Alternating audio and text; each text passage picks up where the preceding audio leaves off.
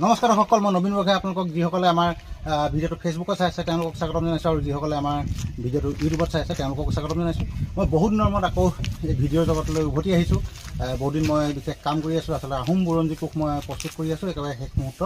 যি নহওক আজি মই উপস্থিত হৈছোঁহি যি কামৰূপ জিলাৰ যি কামৰূপ মেট্ৰ'ৰ যি ঐতিহাসিক যি কাজলী চকী।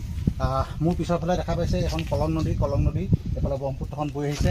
এইটো আছিলে আচলতে আহোম ৰাজত্বকালত আহোম যুগৰ এখন ঐতিহাসিক চকী হয়, সেনা এখন চকী। আৰু এই চকীৰ বিষয়ে আমাৰ আজিৰ ভিডিঅ'টোত কিছু কথা আপোনালোক জনাবলৈ যত্ন কৰিম। আহক আমি ভিডিঅ'টোৰ পৰৱৰ্তী অংশলৈ আগবাঢ়ি যাওঁ। আমাৰ লগত আজি উপস্থিত আছে দিগন্ত কুমাৰ গগৈ, আৰু এখেত মোৰ বন্ধু আৰু বুৰঞ্জী চৰ্চাৰ মোৰ লগৰীয়া।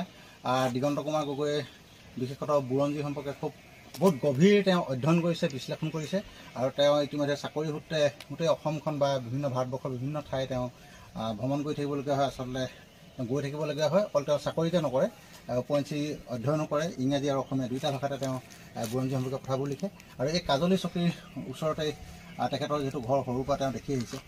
কাজলী চকীৰ সম্পৰ্কে যি ঐতিহাসিক বা বুৰঞ্জী যিবোৰ কথা, সেই কথাখিনি মই কোৱাতকৈ আপোনাৰ পৰা দৰ্শকসকলে জানিবলৈ ভাল পাব খুব ভালকৈ। আপুনি প্ৰথম কথা, এই যি কাজলী চকীৰ ঐতিহাসিক যি গুৰুত্ব আছে, ইয়াত আমাৰ আগতে গোহাঁই কেইজনমান আছিলে, গোহাঁইক দায়িত্ব দিয়া হৈছিলে। গতিকে এই কথাখিনি অকণমান আমাৰ দৰ্শকসকলৰ কাৰণে আপুনি কৈ দিয়ক। নমস্কাৰ দৰ্শকবৃন্দ। এয়া কাজলী চকী অসমৰ এটা ঐতিহাসিক স্থান। এই কাজলী চকীৰ প্ৰথম উল্লেখ আপুনি অসমৰ এজন উল্লেখযোগ্য ৰজাৰ, যাৰ নাম জোঙাল বলহু, যাৰ নামত দেউলাংখুই বুলি এখন উপন্যাসো আছে। সেই জোঙাল বলহু ৰজাৰ নামত আপুনি এই কাজলী চকীটো পাব। জোঙাল বলহু অন্তিম স্থান হ'ল কাজলী। ইয়াতে বোলে তেখেতৰ মৃত্যু হৈছিল, সেইকাৰণে এই ঠাইখিনিৰ নাম কাজৰ পৰা কাজলী চকী নাম আৰম্ভ হৈছে। এই ঠাইখিনি আমাৰ আহোম স্বৰ্গদেউসকলৰ দিনত, প্ৰতাপ সিংহৰ দিনত প্ৰথম ইয়াতে চকী হৈছিল। ইয়াতে তেওঁ দুজন গোহাঁই ৰাখিছিল, যাৰখিনি গুৰুত্ব অসীম। কাৰণ আগতে অসমৰ নদীবিলাকেই আছিল হাইৱে। ত' সেইখন ব্ৰহ্মপুত্ৰ নদী আমাৰ উজনি অসমলৈ যায়, আৰু এইফালে কলং কপিলী নদীৰেদি আপুনি পুৰা নগাঁও কলিয়াবৰলৈকে ওলাব পাৰে। চ' নদীবিলাকৰ মুখবোৰ ৰক্ষা কৰাটো এটা প্ৰধান দায়িত্ব আছিল সামৰিক দৃষ্টিভংগীৰ পৰা চাব গ'লে।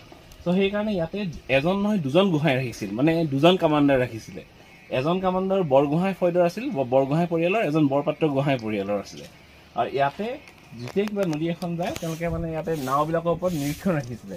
আৰু বাহাৰিস্তানে গাইবী বুলি যিখন মোগল এজন ৰাইটাৰ আছিলে, মিৰ্জা নাথান, তেখেতে নিজৰ এই কাজলী চকীৰ কথা উল্লেখ এবাৰ কৰিছিল যে কোনোবা মোগল সৈন্যই এবাৰ অসম আক্ৰমণ কৰিব আহোঁতে ইয়াতে কাজলী চকীতে 300 নাও লৈ পেলাই কাজলী চকীৰ সেনাপতিজনে বাধা দিছিলেহি গৈ।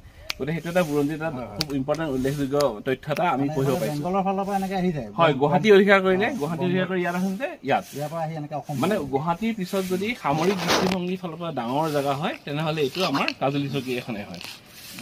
এই যি দুজন গোহাঁই আছিলে, এজন বৰগোহাঁই আৰু এজন বৰপাত্ৰ গোহাঁই পৰিয়ালৰ পৰা লোৱা আছিলে। তাৰ এটা বৰ আমোদজনক কাহিনী আছে বুৰঞ্জীৰ। এইটো এনেকুৱা ধৰণৰ কথা, ৰজাই কি এবাৰ বুঢ়া গোহাঁই বৰপাত্ৰ গোহাঁইৰ পৰিয়ালৰ মানুহখিনিক কেইটামান ডেকা ল'ৰা কেইজনক ৰজাৰ পথাৰত কাম কৰিব দিছিলে, উই সাপলো ভাঙিব দিছিলে। তেতিয়া কি হ'ল, সিহঁতো গোহাঁইৰ পুতেকটো অকমান যিজন ৰজাই যাক সিহঁতৰ কামবোৰ চাবলৈ তদাৰক দিছিলে, তেওঁৰ কথাবিলাক খুব টান কথা শুনি পেলাই গোহাঁইৰ পুতেক এজনে খং উঠি তেওঁক মাৰিলে। সেই মানুহটোৱে গৈ পেলাই খঙতে ৰজাক লগাই দিলে। তেতিয়া ৰজাই ক'লে যে এনেকুৱা গোহাঁই ল'ৰা ছোৱালী মোৰ আগত থাকিব নালাগে। ত' সিহঁতক চবকে সীমান্ত অঞ্চলৰ চকীবিলাকত চকীয়াল গোহাঁই হিচাপে তেওঁলোকক নিযুক্তি হয়। মই ইয়ালৈ এটা সাময়িক, মই আজি প্ৰথম আহিছোঁ, মই এটা অনুভৱ হৈছে। ইয়াত কেওফালে মই দেখিছোঁ কিছুমান বাঁহ গছ, আৰু এইবোৰ কুটুহা বাঁহ বুলি কয়। এইবোৰ দেখিছেনে? এইবোৰ কুটুহা বাঁহ গছ আছে।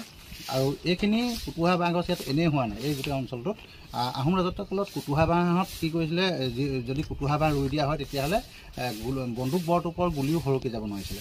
আৰু এইটো শিৱসাগৰ জিলাত যিটো বাঁহগড় বুলি কয়, আচলতে ৰাজধানী গড়গাঁও মেৰাই যিটো বাঁহগড় আছিলে, তাত এই কুটুহা বাঁহবোৰ ৰোৱা হৈছিলে। আৰু আজি মই এতিয়া এই সৰজবিন অধ্যয়নত মই দেখিছোঁ যে কাজলী চকীৰ চাৰিওফালে এইবোৰ কুটুহা বাঁহ আছিলে। আৰু এই কুটুহা বাঁহবোৰ পূৰ্বৰ পৰাই নিশ্চয় আছিলে বুলি ভাবিছোঁ।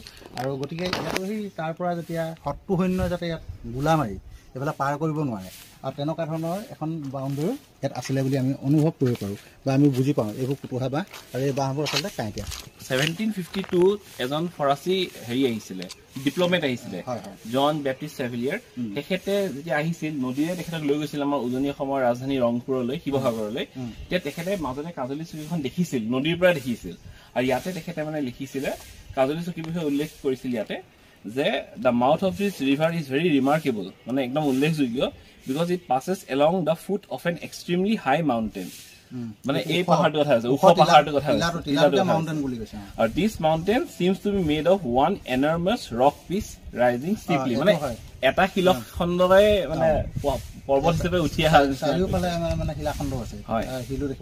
এইটো বিষয়ে মানে তেখেতে 1752 উল্লেখ কৰিছে এই কিতাপখন আচলতে তেওঁ ফৰাচী ভাষাত লিখিছিলে অসমীয়ালৈ ইংৰাজীলৈ অনুবাদ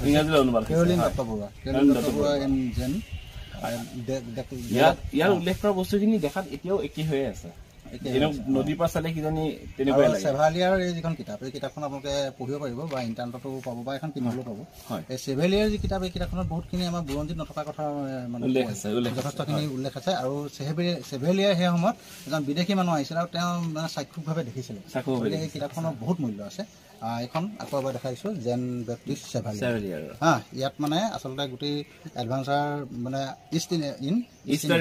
ইষ্টাৰ্ণ ইণ্ডিয়া মানে উত্তৰ পূবৰ গোটেই মানে যি ভাৰতৰ কথা আছে তাৰ মাজতে দুটা চেপ্টাৰ আছে আমাৰ অসম সম্বন্ধে আৰু দৰ্শকসকল বহুখিনি ইনফৰ্মেশ্যন আপোনালোকে নিশ্চয় পাব পাৰিলে আৰু আমাৰ আজিৰ ভিডিঅ'টো ইমানতে সামৰণি মাৰিব খুজিছোঁ আশা কৰোঁ আপোনালোকে আমাৰ ভিডিঅ'টো চাই ভাল পালে আৰু যদি ভিডিঅ'টো চাই ভাল পালে তেন্তে নিশ্চয় লাইক কৰিব কমেণ্ট কৰিব আৰু আপোনালোক যদি আমাৰ চেনেললৈ নতুনকৈ আহিছে তেন্তে আমাৰ চেনেলটো ছাবস্ক্ৰাইব কৰিব আৰু আমি নতুন এটা ভিডিঅ'ত আপোনালোকক পুনৰ লগ পাম ধন্যবাদ ইয়াতে মানে আমাৰ যুদ্ধ ইয়াতে হৈছিলে এখন কলম নদীখন এই এখন ব্ৰহ্মপুত্ৰখন আহোম যুগৰ মেইন চকী হয়